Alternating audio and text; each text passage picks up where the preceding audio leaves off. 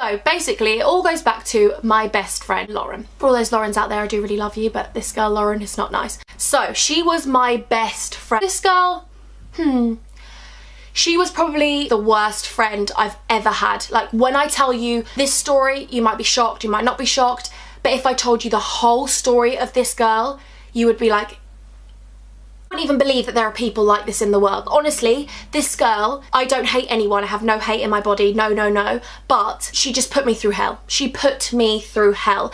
The stuff she did in our friendship, I would never ever do to my worst, I don't have any worst enemies, but you know what I mean, that saying, I would never ever hurt someone like that. Anyway, so this girl, that girl, the things she did, like, oh my. I was spending this New Year's with my best friend Lauren. Now, Lauren had moved in with me by this point. Lauren was living with me because her mum had chucked her out. She told me her mum chucked her out because she was horrible, she hit her, and her mum wasn't the most soft woman in the world. She wasn't very loving, but she did love her daughter, but she loved her in a very different way. So they used to always argue, and Lauren was quite difficult as a child. She was quite horrible to her mum. Anyway, she told me that her mum and her had had a massive falling out and she needed to move out, and she called me one night. And that's a whole other story. Basically, she'd moved in with me, but it was actually a lie. She'd lied to me about why she was kicked out, and why she was actually kicked out was because she stole an awful lot of money from her mum. Like, an obscene amount of money to ever steal. Like, stealing is horrific. Stealing from your own family, yeah, kind of sums this girl up. She'd moved in with me, my dad took her in as his own, she was like a sister to me. It was nice to actually have her here, she was like my sister. You know, my mum had moved out, it was really hard, loads of things happened. She'd moved in here and she knew some of the older boys. She knew some of the older boys from school. Didn't really know people from the schools here. So she knew a lot of the people here, she knew people in the older years and stuff like that. So she said, we're gonna go to this party and it's gonna be amazing. And I was like, okay, oh my god, I was so excited. I was like, yes, I need to pick an outfit. I'm like, yeah. When I have a friend, I love them with all my heart. I am so loyal to them. I support them with every single bone in my body. I would do anything for them, just like a family member. Friends become members of your family when you love them that much. They do. My parents have always taught me unconditional love and endless support, and that's what I always give my friends. Sorry, I'm going off on tangents. But I was so excited about going to this party. A tiny bit apprehensive because I didn't know anyone. Lauren was a little bit different to me. She smoked and she had dibble-dabbled in a couple of things. I'd never tried a cigarette. I still haven't tried a cigarette. I didn't drink, really. I don't drink now, for definite. No judgments for anyone else that drinks alcohol. It's each their own. There are loads of different reasons why I don't drink, and I don't judge anyone. Everyone is allowed to do whatever they want to do. However, me and Lauren were very different. But I loved that about her. She was so fun, she was so funny, she was lovely, and I saw a really soft side in her. Now, everyone warned me about this girl. Everyone and their best friends warned me about this girl. They were like, stay away. Even mums and dads of my friends had said, don't go near this girl, she's bad news, because they went to school with her. Lo and behold, I don't even want to see this as a negative, because that's me as a person. I try and see the best in everyone, and unfortunately sometimes, like in this occasion, it turns out that it wasn't the best decision in the world, and maybe it was a weakness of mine, but I actually see it as a strength, and it's a really nice thing, and I wouldn't actually want to change that about me. Yes, sometimes I can be naive in friendships, in relationships, but seeing the good in people is actually a really nice positive, and it's a really nice attribute, I think, of my own. But in this occasion, I was very, very wrong. I used to see this softness in her because she was quite hard and quite cold, and I used to want to sort of break her walls down and show her love that maybe she hadn't been shown growing up because her dad wasn't around. And I felt really like I can make this girl see that love is good, and you can be loved, and you can love, and you can open up yourself to someone and they won't hurt you. Anyway, I was so excited about this party, and we were getting ready here, and my dad came in, and my dad was like, just have a word. And I was like, yeah. And he was like, if there's any problems tonight, please just call me. And I was like, when someone says that, I'm a bit like, are you thinking that there's going to be a problem, Daddy-o? Because my dad is the biggest lad in the world, love him so much. But my dad likes to protect me, and I thought, he knows something. Not knows something, but you know, parents, they just know. They just know. They don't need to get to know. They know. They're always like, told you so, and you're like, why? Why did you know? It's probably because they've done everything before you, so they just know. So then this house party was about 20 minutes away from us. 20 minutes? Yeah, 20 minutes drive. Beforehand, she'd said to me, oh, told them that you smoke. And I said, why would you tell them that? And she was like, it's just like, they might think like you're not cool and stuff. And I was like, that as a comment is really not a good comment, babes. Like, Who would ever think that? And I was thinking to myself, why would I want to be around people at a party that don't think I'm cool because I don't smoke? Like, if you want to smoke, you smoke, babes. I've got no judgment. But don't think I'm not cool just because I don't smoke.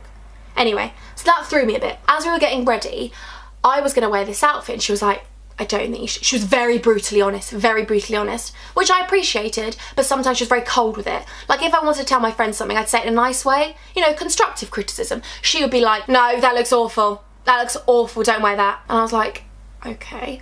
So then I ended up wearing something that I wasn't very comfortable in. You know, when you're a bit like, it was really revealing, this top. Don't get me wrong, I love revealing stuff, like, fair enough. But it was a top where I wasn't very comfortable, if you know what I mean. Like I've never had massive boobs, but she'd put me in 2 bras.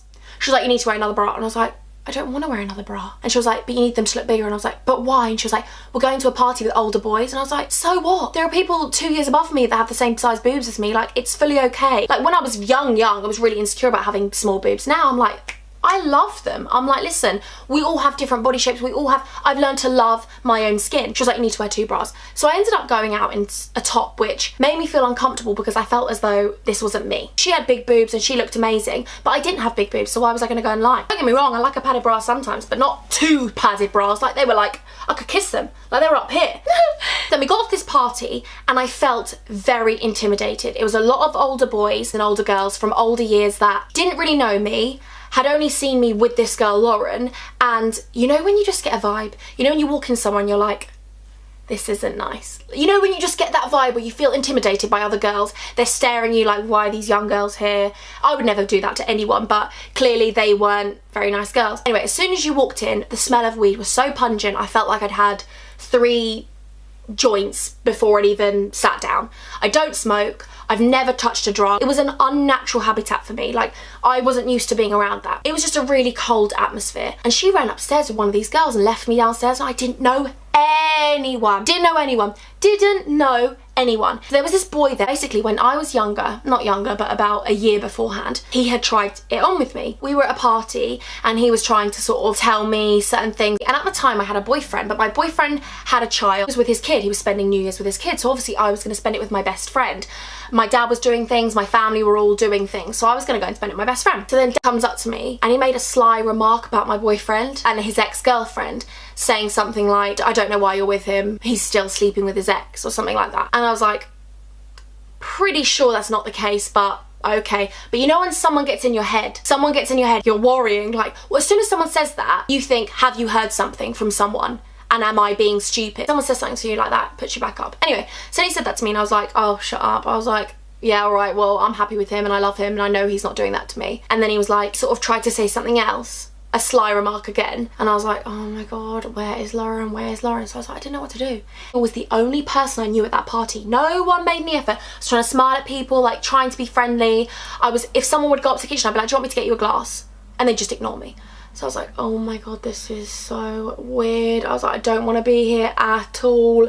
Like, it was just not, it was not my vibe. And then Lauren comes running back down the stairs. Parents both had terrible upbringings and awful childhoods, and they saw so much stuff that I guess I was bubble wrapped to a certain degree. I looked in a very bubble wrapped way and I loved that. I loved that. So my best friend Lauren comes running down the stairs and she wasn't acting herself. She wasn't acting herself at all, and she hadn't even had a drink yet. So I was like, something's gone on upstairs. And she went, come upstairs, come upstairs, come upstairs. And I went upstairs because obviously that's my best friend and I'm like, wherever you go, babe, I'm coming. So then I went upstairs and I walked into the toilet where she took me and I thought, we were going to do our makeup. We were going to talk about the fact that downstairs is a little bit of a weird environment. They were all sniffing cocaine off the toilet seat. Like, they'd literally put the toilet seat down and that was it. They were going for it. And I was like, no. And in my head, that's just not an environment for me. I had never ever ever from that moment, ever before that moment, seen anyone with a drug. I'd never seen anyone take a drug. I was like, oh, and it just made me feel really uncomfortable, and I was like, I bet everyone downstairs is going to be doing it and I just don't want to be, not that I would ever feel pressure because I wouldn't do something. If someone asked me to do it or wanted me to do something, I would be like, no, listen, I don't want to, and I can say no. But then I felt to myself really like, I'm a minority here, and these girls were older than me, right? And they were looking at me like, do you want some? Do you want some? Whether they asked me in a polite way or not, I was still not going to have any, let's be real. But they were like, do you want some? Do you want some?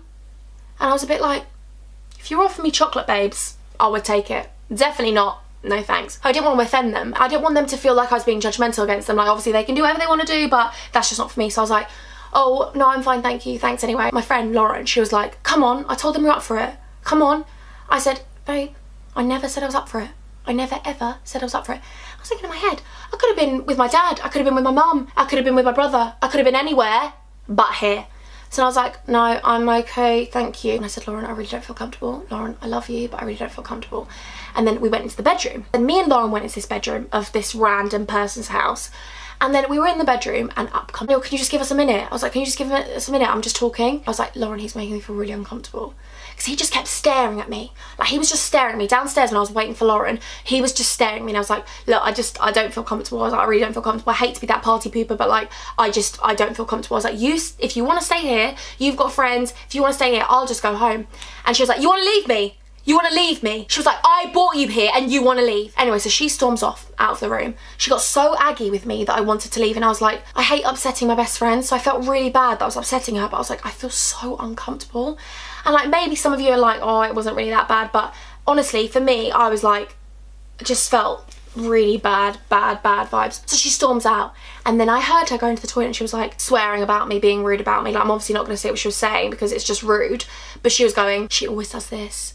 And I was like, always does this? I never ever want to leave a party. Like, I'm never that person. I've never done this in my life. And now you're making all of these older girls look at me like, so I felt really intimidated. Anyway, let's go back to the room. So I'm in the bed and he's standing by the door and I'm like, oh, really? So my best friend walked out and left me in this situation. Really, I would never leave one of my best friends in a situation where they don't feel comfortable. Anyway, so he's there. He's like talking about my boyfriend and he's saying, you're only with him because he's older, and I'm like, well, I love him. That's why I'm with him. I wouldn't be with him just because he's older. I love him.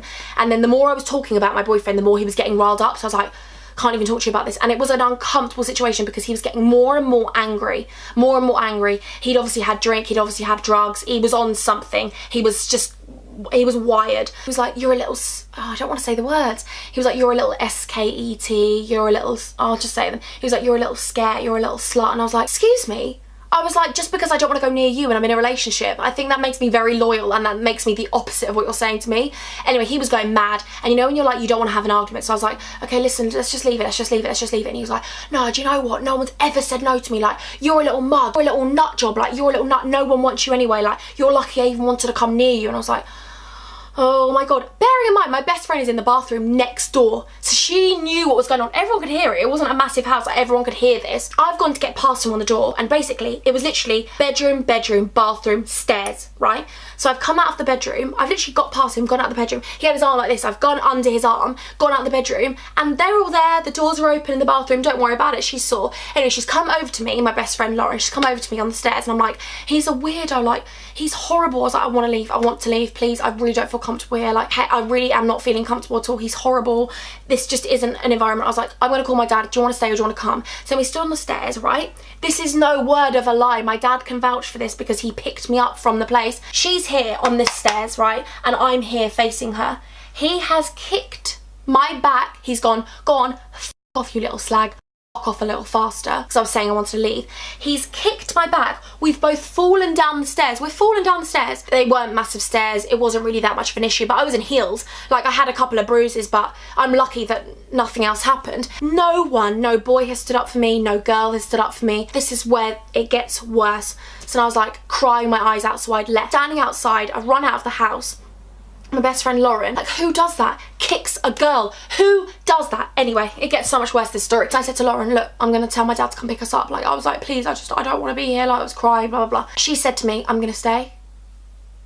After what that boy's just done, you actually want to stay with these people. They're not your friends. You want to stay with them. And you know when you're just like, you can't believe it. Because you're like, I would never allow someone to, not that I wanted her to go in there and go mad. She's younger, she's smaller than him. I would never ever want that. He's obviously not a nice person if he could do that to someone. But I was like, what? Like, you actually gonna do that? And you know when you feel really hurt because you think, kind of, I know this sounds stupid, but I would never do that. So you feel really like, oh, you're actually choosing to stay at a party where someone's just kicked me down the stairs. And you, like, you got kicked down the stairs too. And you'd rather stay here and do drugs than come back to where you live. So she was like, yeah, I've got a key. And I was like, yeah, you've got a key to my house? Like, you'd actually do that. So I called my dad, I was crying my eyes out. My dad comes to pick me up and I tell my dad in the car. My dad wants to go in, I'm having to stop him from going in. He's like, we've got to call the police. He wants to go crazy at this boy. He wants to go mad at this boy. Like, anyone that lays a finger on his daughter or his baby, his son, anyone, he wants to protect them. Just like my mum and dad, they would protect any of us, like any of us. And I had to calm my dad down. Don't even remember what time this was. I don't even know if it hit 12, 1, I don't remember too much. But I had bruises, I was crying, you know, I had my mascara running down. My dad was going crazy. My dad was like, where's Lauren? Where's Lauren? And I was like, she wants to stay in there. He was like, you've left her in there. And I was like, no, I begged her to leave. She doesn't want to leave. I can't force her to come. He was like, call her. I was calling her. She was buttoning me. My dad wouldn't leave for about half an hour. We sat in that car for half an hour. I literally called that girl about 96 times or something ridiculous like that. She was just busying me, and I was like, oh my god. So then I came home and I was really upset, blah blah, and I was like, this is just an awful situation, because I didn't want to lose my best friend. Have I done something wrong? Like, and you know when you go over in your head, and because that's the way I am, I always think, should I have just stayed, and should I have just put up with that, or did I do something wrong? Like, should I? And I'm going over my head thinking, if I'd have stayed there, all of my morals and everything I stand for would have just been questioned. And I don't feel like you should stay in an environment that you're not comfortable in, ever. And I'm happy that I left. But at the time, I was worrying, thinking, you know, because I didn't want to lose my best friend, and I guess my heart is just different to hers, because I was thinking that I'd done something wrong and whatever. So then I get into bed, and it was this bedroom, and I get into bed and I fall asleep, and I'm with my family, and I feel so much more comfortable when I go to bed. And I'm still can't sleep though, because I'm still trying to message her and still trying to text her. Obviously it's New Year's, it's very difficult to get hold of people. Then I've gone to sleep. I took my clothes off and I was wearing like a little crop top and some shorts. Then I hear 4 o'clock in the morning, right? I've rolled over on my phone. I can hear like people downstairs, and I was like, Dad wouldn't be awake at this time. Like, he wouldn't. He went to bed at the same time as me. But I can hear a boy's voice and a girl's voice. The kitchen's 3 floors down where my bedroom is. So then I go outside and I'm like, and I can hear it's her. But I don't know. I can't work out who the boy's. Why am I whispering?